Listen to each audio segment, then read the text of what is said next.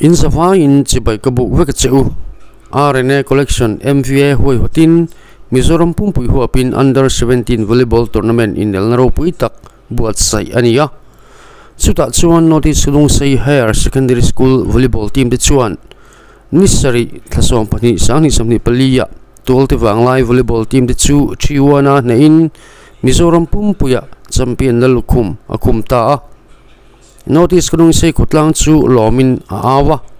khotlang hruai tu VC te hoi hotin champion team te lo ho chu khotlang in ro pui takin alo mok ta ani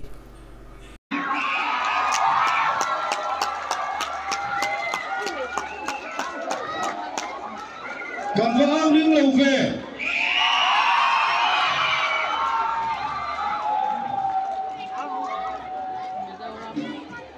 Mizoram champion under 17 volleyball champion te notice kudong sei khotlang in kan nei thei hi aro pui kan ti tak zet ani alom na khut be i lo aw le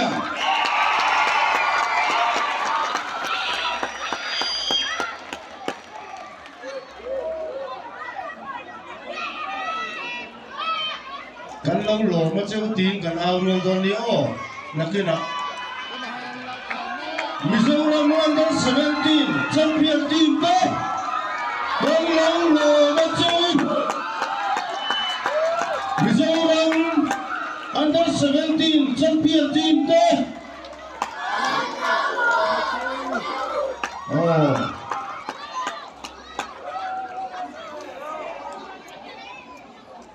tuna chuan champion team te lo ho mo na le lom na programa notice kadung sei higher secondary school principal pulal thsang tu sei ro pui tak le za om tak ngai thatu te thin lung khoi em chu kan ngai kha ho don ani secondary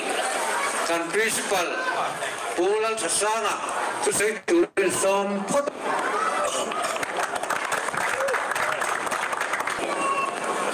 Ucapkan ambisi te, kan patlang floy tu, kan NGO floy tu, fang te, nule pa, pilen pu, nulai tangval, nau pangte. Kodong say higher secondary school mingin, cibai, ambu kacau,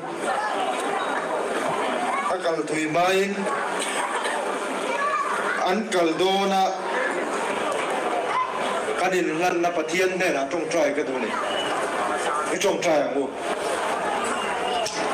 lan pa cái pathian in ne na kan kal donin kan dil cha kanin puwa cha na min share pui la amuna min din pui ro kan tia min on pui ta voi nia lo thin na min pe ka bai lo tu kan soi ni kan lo tin na hian lalpa nang ma choi moi no mang che he ya ti ro pui so khi kan bei sei je do na minom pui ta tang che i ro pui na ni fa bai so min kan di le ambul tan na an sikul base manager price sa lo sa li ne na kan na ve do an ding so ve se la minom dong sak ke se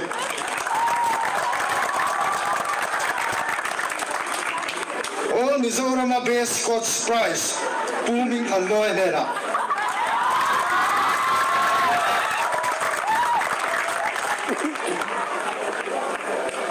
long tu soi tu kan nga ne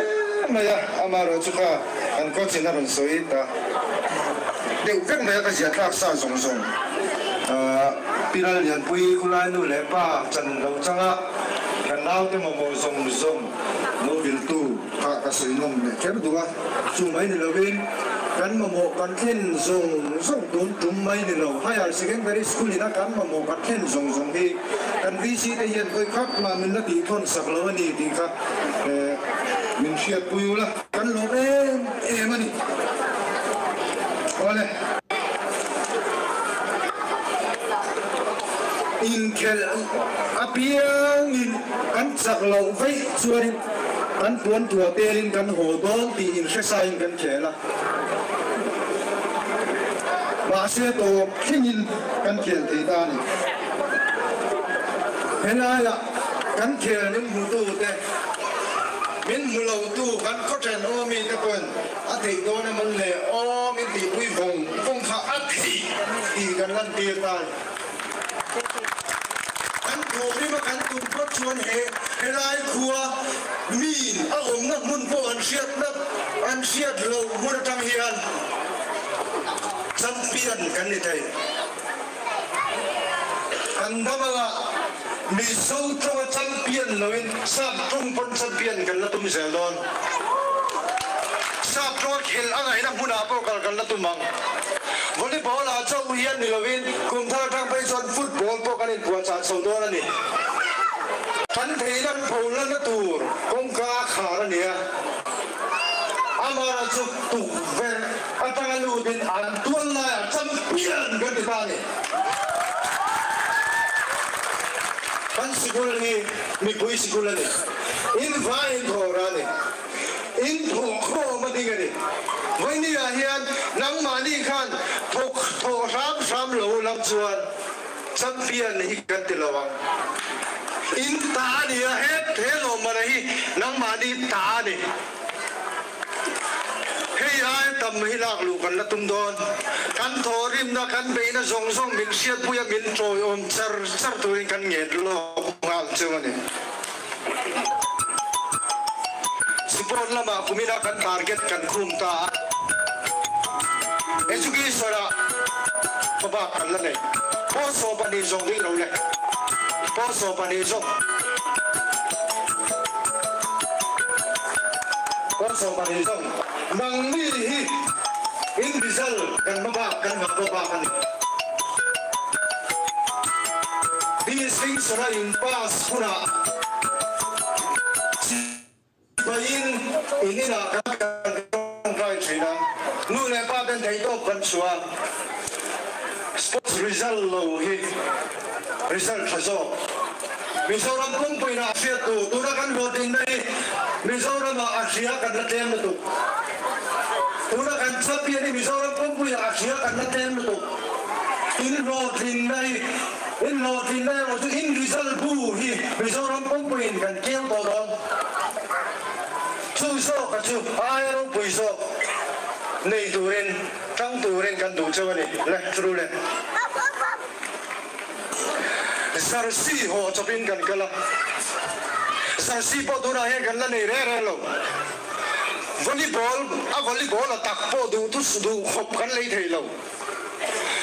apoi mo berso ka chu aman ruani lawin amang tu ni ti hi venia he kan var kan sia tar ka du ni ko tra kan nei lo ru asurin tu ya ting ru asurin kan khel dai lo en tu po du tu sam kan thu thei lo practice po do tu sam practice namun po kan nei lo amara chu ami singin kan tum ta chu kan thei ti kan lan ti to chu khota mi pui po hian kan man roi eng po ni ro se amang tu kan poi mo ber chu lai zo ka chu ni kan vai kan tia ta ka du tu na lang pang helaya champion long na rong kal zong so hi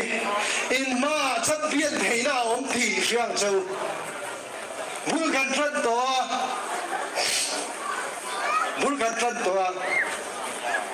nang ni ka champion le ba bin ni di khain po mang chau chumi tu po chan thei to chu angai in thunu na ngai discipline na ngai in pek na ngai rui thei dil ne in me lo ti sia tu na ni rui thei dil di chungin champion na be sei thei lo champion na in zukel be una champion kan lo lom da tu ra khan rui thei thi la tel ve thiam lo ti sia tu chu no pang ho tan ka sei du ni kan sigula kal hi aza thang lo tel don tu na hian heng ho champion wa hian kan sigul kan cho do den ho chuang takin kan sigul chua kan sigul ni kha kan ni to kan la ni sel don kan damaga khusana tang hian school no pang po kan la ni tel sel tu ra kan be se ni champion kan voi khat tom na ni ya dan po kan tiam lo luang dan po kan tiam lo kan nau te khel ako atel ve le lo jin dia tu ten nu le pa de chi pai kan dong ngat mai ni in sakapiang khan kan lo lo be in point lo sapia khan pai kan lo ti ve in defense khat lo zong zong apo khan pai kan lo ti ve in box wala khan kan lo tum ve ni in lim in point score zong zong khan kan lo au ve ra kata tangin chu tiang thau chu ni tu na hian point score tun dang kan lam ne academic point kan score ngai chu ta chuan kan vain price in ang kan hum le ka bai se ni kan no pangte chungcha a ti ti om ve neu lewa pathianin